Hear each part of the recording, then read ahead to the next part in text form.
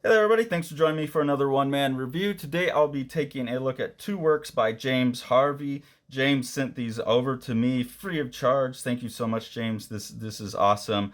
Sean and I have been getting to know James. Probably by the time this comes out, you already have seen our big numbers interviews with Alex Usberg, and James, I'm sure, will be part of that. And James is the one who set that up. I think Brandon introduced James to Sean, and Sean introduced James to me while we were setting up the big numbers interview with Alex. So I've been getting to know James, awesome guy, and he was kind enough to send these over. And boy, am I glad. I was actually pondering ordering UK in the Bad Way from his Kickstarter, but have been cutting back a little bit on my spending. Just, trying to get to the point where we can buy a house, and with Tori's medical issues and stuff. So I'm being a little more discriminate, where in the past 2.5, 3 years, I've been pretty indiscriminate with my purchasing. So I was like hedging on that, and then James sent this over anyway. So really excited about it. Really, really beautiful book. I don't want to give away too much of this, but I do want to give you a sense of what James is up to, some of the awesome formal tricks he's playing, and just the beauty of his artwork. Really fun sequence. This is obviously a self-portrait of James here, kind of as like a ghostly figure in his own world, getting off a bus. You see here just some of the really fun production tricks he's doing. He has this really nice texture that he uses in place of, it looks like in place of his dot patterns for some of these things. It's a really cool technique that he does. And then the majority of this book is black and white with the primary red, yellow, blue, and that's actually mentioned in the book as part of the story, that it's part of like the mind control that James is supposing happens in this book, where the primary colors are being used kind of as a psychological warfare.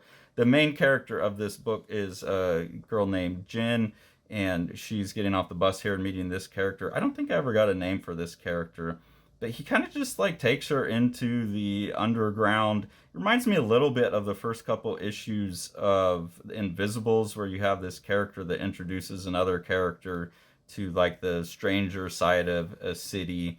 There's a lot of fun, just like real pop culture takedowns here. Some really fun things, visually, where you've got the emojis and whatnot. There's a real fun takedown of Banksy in here. Banksy is kind of one of the characters that's around the edges of this story. Really enjoy that, but like, they're talking about how everyone regards him as this great outsider artist, and it's like, he's fucking shit. Think about it. All his work takes the same format. It's X, but instead of Y, it's Z. Okay, it's a looter, yeah, but instead of a petrol bomb, it's a bunch of fucking flowers. And then it's like, yeah, he's they want to sell him as a urban genius who the system failed, but he's just a public school boy with the trust fund, right? Like, you have to have a lot of money to do what Banksy's doing. The whole Banksy stick is just an invention to make people like you feel good about yourselves. He's a fucking charlatan, and I think that's pretty spot on. And it obviously irritates James. So there's a lot of like observations about culture in there that's really fun. Here you get this conspiracy that I think probably is not that far off and fun. What does 5G stand for? Global Government Gangster Computer God. The brainwash frequencies only allow us to think their prescribed thoughts. Computer doesn't begin with G. It does. Google. It's the latest evolution of thought control that's gone on for centuries. This is why humans wage war and slaughter each other and kill animals, even though it goes against every fiber of our natural programming. And they go on about that, and I like that. I think we're all definitely entering in a world where it feels like these forces way bigger than us are manipulating things. There's also some fun pieces in here where there's like a faux interview where Banksy's being interviewed and kind of going on and sounding like a real right twat, I think would be the proper term in UK lingo. But where he's going on and on about like how genius his art is and those things, all really well written. So really enjoyed that. This one, the story of it's pretty meandering and surreal, but that's the fun of it, and also just the visual appeal of a lot of this stuff is really, really cool. So this is a beautiful, beautiful book. I don't know if James still has copies or if it's just what was released on the Kickstarter, but a really, really cool book. James also sent along his 3-issue series, Luigi Mode, which I don't know if it's getting collected or not. I would hope so. This is a really fun one, and this has a little bit more straightforward of a narrative that I can talk about. And again, really cool art. This one's more full color. So in this one, you have 3 characters, Connie, Marcus, and Valdez, that are just friends. They're running around playing Mario, and Marcus is the main character here. He's a video game designer who's will always go on. They're all in like game design school together, I think. And he's always going on about, oh, this is bad design. I'm going to make my game. Like, my game's going to be the best game in the world. But he's a real schlub that's not getting anything done. And so in this issue, he enters, I guess he's been, I don't play video games, but I guess there's Luigi mode in these games, which lets you cheat, step outside the game to some extent and cheat. And he's really resistant to that. But he finally enters Luigi mode and meets this like real life, almost mixed, like Mr. Mixaplix kind of. I don't know how to pronounce that Superman character. Is it Mixaplixel? But anyways, Luigi comes out of the game and basically gives Marcus his wish. And that's what the rest of the series is about, is that he wakes up and just starts getting his shit together. And you see here, he wakes up New Year's Day 2020.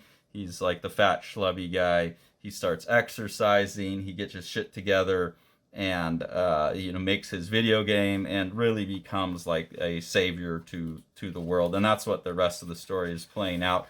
There's the thing that I think, without giving away more of how the story plays out, the thing that really is fun to me in both books is James, like with the Banksy, he's just taking shots at everybody and culture in general. I think he's like me, and me and Sean don't talk about this stuff a lot, actually, but my sense of Sean, where we're kind of like just feel outside of all of the stupidity on both sides of the political spectrum. So like he's taking shots here at Leonardo DiCaprio and Greta Van Thunberg. I love I love his his characters and cartooning here. Donald Trump is a big part of this, and just absolutely nailing it here, like the scumbag look on his face. There's obviously no political allegiance in any of this. It's just someone who's sick of it all, absolutely sick of it all, in the same way I most definitely am.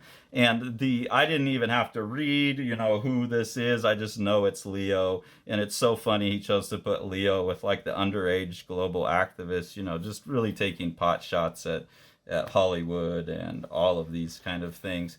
Some more images just pointing out some more of this Donald Trump, where he's got these purple butthole eyes that we all know. And you can see here Trump is like this robotic. I don't want to show, there's a much better shot, but I want you to go buy the book. This with the Salvador Dali mustache and the wreath of gold and his big hair, and he's like in this robot suit.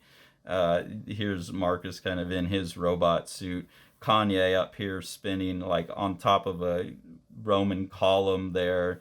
It's just really, really funny stuff and funny images. And then again here you can see, just like as this all goes to hell, Marcus has got this robotic body with horns sticking out of its head. It's like this post-human future. He's building this samurai thing to go have this final confrontation. It's really interesting.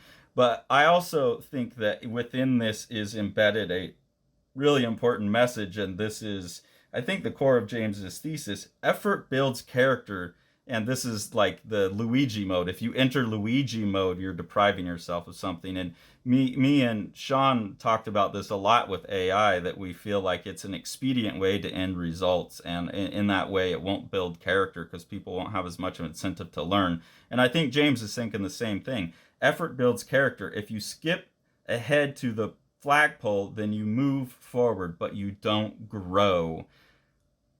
That is such an important message, and it's so succinctly put in that one panel. It's so well put throughout the whole of the book, and it relates to all of the absurdities, all the things that James is obviously sick of, all the things I'm obviously sick of, all the things I'm sure Sean would say he's sick of, just from not talking to him about it directly, but just in general, from knowing him for so long and talking to him so much.